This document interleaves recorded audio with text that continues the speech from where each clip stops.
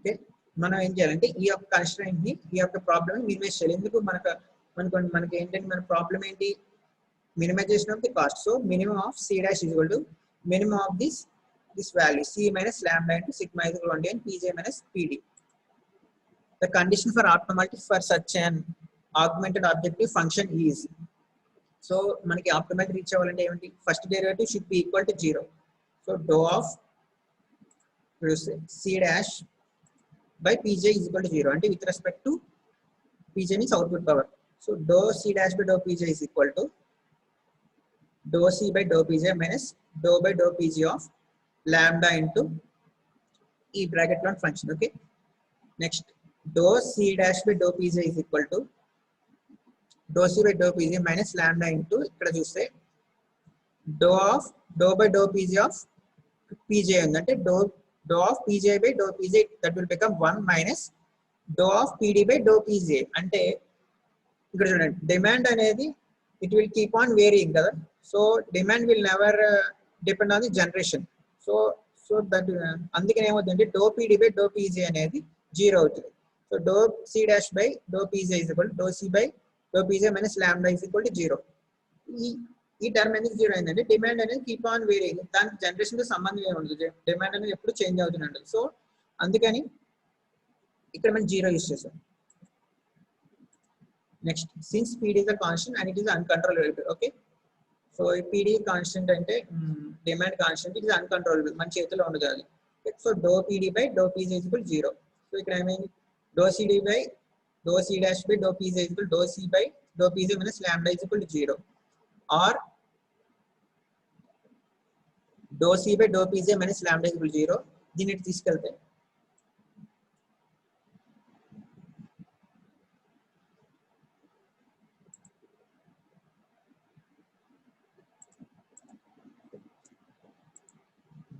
dou c by dou pj1 minus lambda is equal to 0, or dou c by dou pg2 minus lambda is equal to 0. This is for second generator.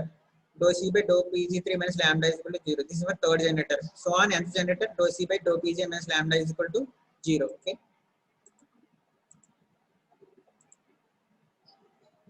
దీని ఎలా రాస్తా ఉంటే dou c by dou pg1 is equal to dou c by dou pg2, so on dou c by dou pg3 and so on dou c by dou pgn is equal to lambda.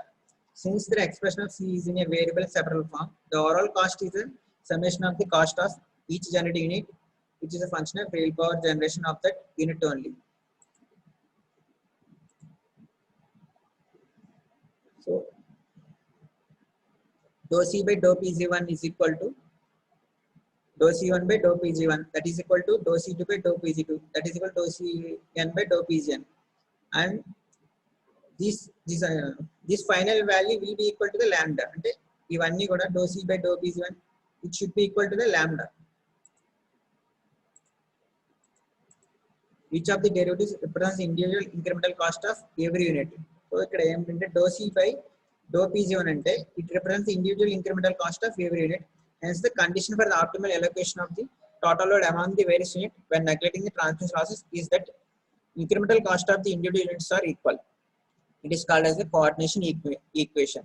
So మనకి ఇక్కడ condition ఏంటంటే to achieve the optimal allocation of the load, the incremental cost of each generator should be equal. అంతే కదా, ఇక్కడ చూడండి dou c1 by dou pg1 that is equal to the dou c2 by dou pg2.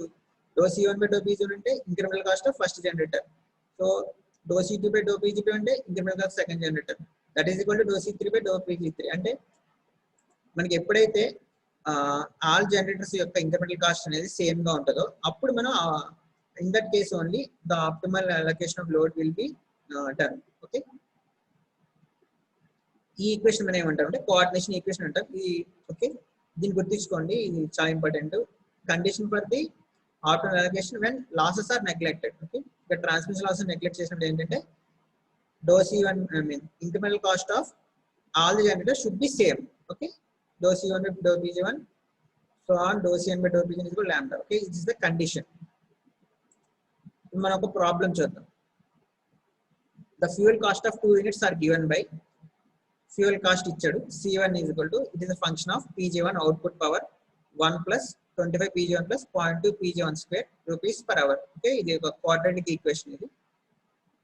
Next C2 is a function of pg2 1.5 plus 35 pg2 plus 0.2 pg2 square rupees per hour. The total demand on the generators is 200 megawatt. Find the economic load scheduling of the 2 units. Okay, ఇక్కడ మనకి ఒక 2 fuel cost ఒక 2 units ఇచ్చాడు, demand కూడా ఇచ్చేసాడు మనకి 200 megawatt. అయితే ఇక్కడ find the economic load scheduling of the 2 units. Economic load scheduling అంటే మనకి కాస్ట్ మినిమైజ్ అయ్యే విధంగా ఈ 2 జనరేటర్స్ ఎలా లోడ్ షేర్ చేసుకుంటాయి, వాటి యొక్క వాల్యూస్ ఏంటి అడుగుతున్నాడు. అంటే pg1 pg2 వాల్యూస్ అడుగుతున్నాడు మనకి. ఓకే, మనకి కండిషన్ ఏంటి ఎకనామిక్ లోడ్ షెడ్యూల్ అంటే incremental fuel cost must be same, అంటే dou C1 by dou PG1 is equal to dou C2 by dou PG2. Okay, the condition for economic solution. The condition for economic load scheduling when neglecting the transmission losses is. Okay, transmission losses neglect చేసినప్పుడు condition is మన ఇక్కడ అయితే do తీసుకోవడం లేదా derivative తీసేసుకున్నాడు ఇక్కడ. Okay, DCI by DPCI is equal to lambda. Okay, అంటే DC1 by DPC1 is equal to DCT by DPC2 so on DCN by DPC2 is equal to lambda. Okay, now first take the first cost function. C1 is 1 plus 25 pg1 plus 0.12 pg1 square. Okay, ఇది first fuel cost equation. దీనికి derivative చేస్తే ఏమవుతుంది? Okay, it is 1 is a constant కాబట్టి derivative will be 0 plus 25 pg1 plus the derivative 25 plus 0.12 pg1 square అంటే ఇది ఒక x square లాంటిది. Okay, so x square ఏమవుతుంది 2x కదా, సో 2 into 0.12 pg1 25 plus 0.4. ఇది ఒక 0.2 ఇది 0.12 అని పడింది ఇక్కడ. Okay, so 2 into 0.2 is 0.4 pg1 rupees per megawatt hour. Similarly, cost function C2 is 1.5 plus 35 pg plus 0.12 pg2 square. ఇది కూడా 0.2 0.12 అని పడింది ఇక్కడ. Okay, derivative will be similar 35 plus 0.4 pg2.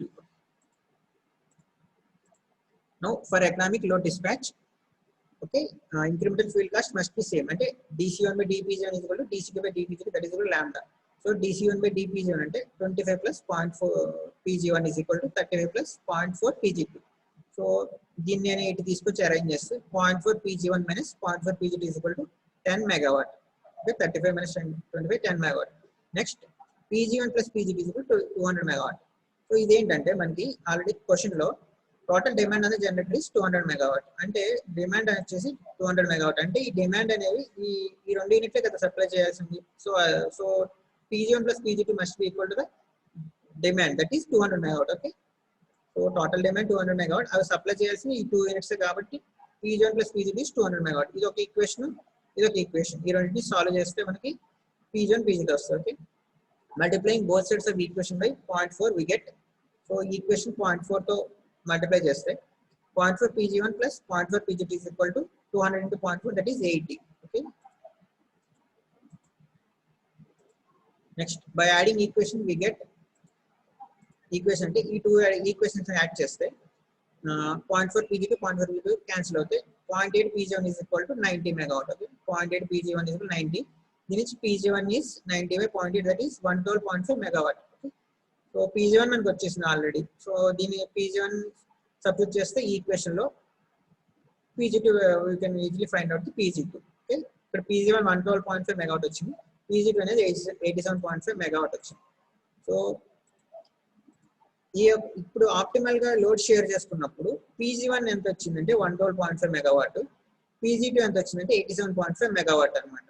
Okay, అంటే ఈ లోడ్ షేర్ చేసుకున్నప్పుడు మాత్రమే మనకి ఆప్టిమల్ అలొకేషన్ అనేది అంటే మనకి మినిమం కాస్ట్ అనేది అప్టైన్ అవుతుంది అనమాట. ఓకే, నెక్స్ట్ ఇంకో ప్రాబ్లం.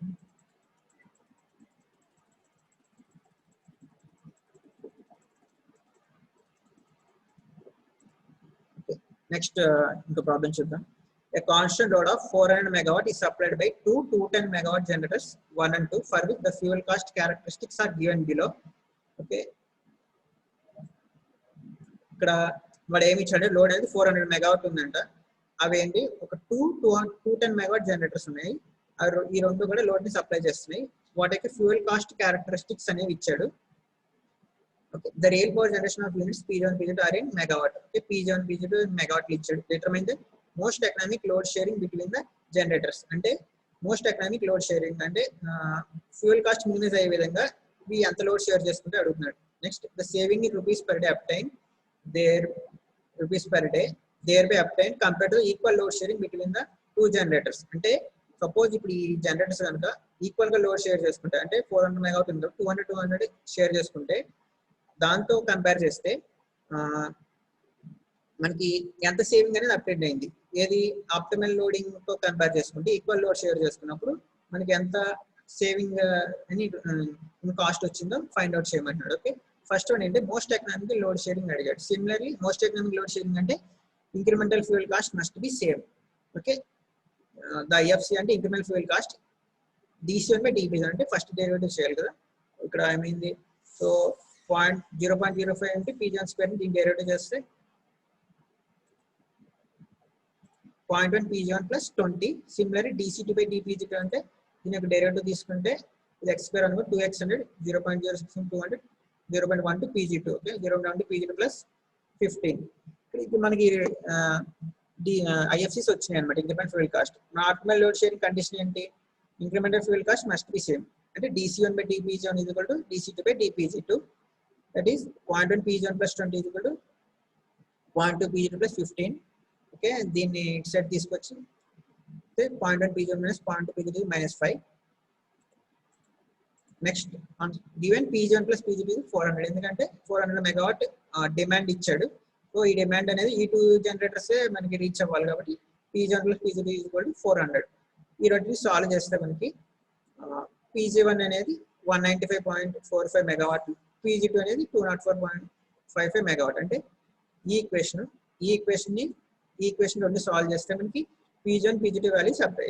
ఈ వాల్యూస్ ఏంటి, these are the most economic load sharing between generators అనమాట. అంటే ఫ్యూయల్ కాస్ట్ మినిమైజ్ అయ్యే విధంగా these are the values of the Pg1 and Pg2. Okay, when the load is shared between the generators equally. Second question ఏం అడిగాడు, ఒక load అనేది equal గా share చేసుకుంటే అప్పుడు కనుక మనకి సేవింగ్ ఫస్ట్ కేసుతో కంపేర్ చేస్తే మనకి సేవింగ్ ఇన్ కాస్ట్ అనేది ఎంత వచ్చింది అని అడిగాడు. అది సెకండ్ కేసుతో కంపేర్ చేస్తే సేవింగ్ కాస్ట్ ఎంత వచ్చింది అని అడిగాడు. Okay, so load is shared between equally అంటే 400 మెగావాట్ ఈక్వల్ షేర్ చేసుకుంటే Pg1 is 200 megawatt, Pg2 is 200 megawatt. So increase in operation cost of generator 1. So ఇక్కడ ఏమైంది మనకి, ఇక్కడ ఆప్టిమల్ లో ఏమైంది, ఇక్కడ 195.45 మెగావాట్, కానీ ఇక్కడ లోడ్ ఈక్వల్ గా షేర్ చేసుకున్నప్పుడు ఏమైంది 200 మెగావాట్ వచ్చింది. అంటే మనకి ఇక్కడ ఏమవుతుంది, ఇక్కడ కాస్ట్ అంటే ఇంక్రీజ్ అవుతుంది జనరేటర్ 1 మీద. ఓకే, సో దాన్ని ఎలా ఫైండ్ అవుట్ చేయాలంటే బిట్వీన్ ద లిమిట్స్ 195 అంటే ఈ టూ వాల్యూస్ తీసుకోవాలన్నమాట. 195.45 to 200 into DC1 by DPG1 into DPG1. So DC1 by DPG1 అంటే మనకి ఆల్రెడీ వచ్చింది కదా 0.1 P1 plus 20 into DPG1.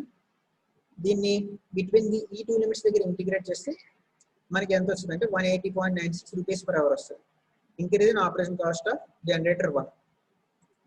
Next the Pg2 value is decreased from 204.55 to 200 megawatt.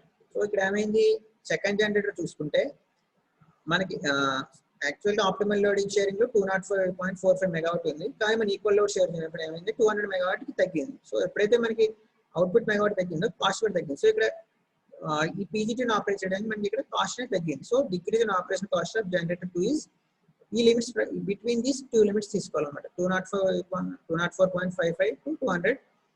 This is DC2 by DPG2 into DPG2. So ఈ limits దగ్గర దీన్ని solve చేస్తే ఏమవుతుందంటే -178.69 rupees per hour. ఇక్కడ మైనస్ ఎందుకు వేసామంటే కాస్ట్ అనేది ఇక్కడ రెడ్యూస్ అయింది కాబట్టి. Okay, okay, saving in cost అంటే ఏమైంది 180.96 మైనస్ 178.69 అంటే సేవింగ్ కాస్ట్ అనేది 2.27 రూపీస్ పర్ అవర్. మనకి పర్ అవర్ వచ్చేసి 2.27 రూపీస్ అనేది మనకి సేవ్ అవుతుంది. ఓకే, దేనివల్ల ఆప్టిమల్ లోడ్ షేరింగ్ వల్ల. సేవింగ్ కాస్ట్ పర్ డే అంటే 24 అవర్స్ కాబట్టి 2.27 ఇంటూ 24. సో మన పర్ డే వచ్చేసి మనం ఆప్టిమల్ లోడ్ షేరింగ్ చేస్తే 56.75 రూపీస్ పర్ డే మనకి సేవ్ అవుతుంది.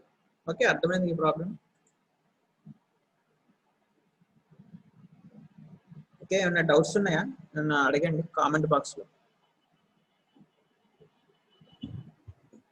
Hello hello sir. Hello hello sir.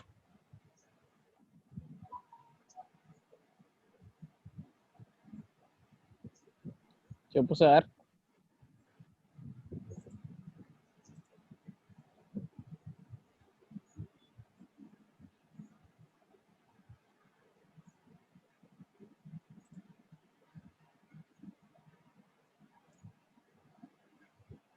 Hello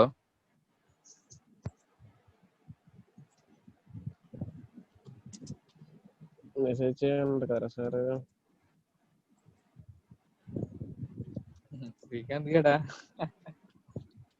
sir అనుకున్నాండి ఇప్పుడు దాకా. Super super super. ఏడు తక్కువ కామెంట్ బాక్స్ లో మెసేజ్ చేయి.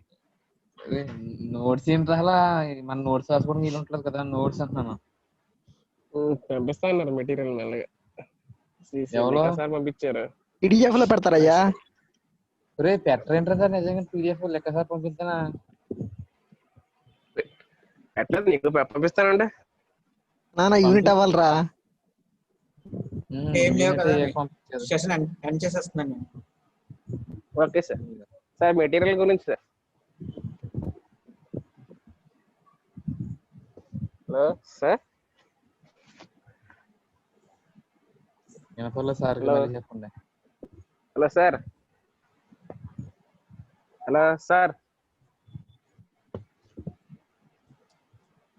Sir material sir. Hello. Srikanth hello sir. బాబు స్టార్ గారు శ్రీకాంత్. సార్ బైక్ ఆఫ్ చేస్తున్నట్టు. అది స్పెషల్ గా నువ్వు ఫోన్ చేసి చెప్పు ఆయనకి ఇలా నోట్స్ కావాలంటున్నారు. చేస్తాను మేడం. చెప్పండి, చేస్తాను. వినపడుతుంది. సార్ మెటీరియల్ ప్రొవైడ్ ఏం చేయలేదు సార్ దీనికి క్లాస్. ఇస్తాను, మెటీరియల్ ఇస్తాను. యూనిట్ ఇస్తారండి. మెటీరియల్ ఇస్తాం, మాకు అదే టైం పడుతుంది. నెక్స్ట్ వీక్ కల్లా ఇస్తాం. శ్రీకాంత్ చెప్పు. ఓకే, అదే లెక్క సార్ పెట్టారు, అది PDF. ఫార్వర్డ్ చేస్తానులే. ఓకే అంటే క్లాస్ అర్థం కావట్లేదు, ఇంట్రడక్షన్ చెప్పలేదు అందుకని ఆయన. చేస్తాను. ఓకే, ఇంట్రడక్షన్ నేను చెప్పాను. Okay sir. Thank you.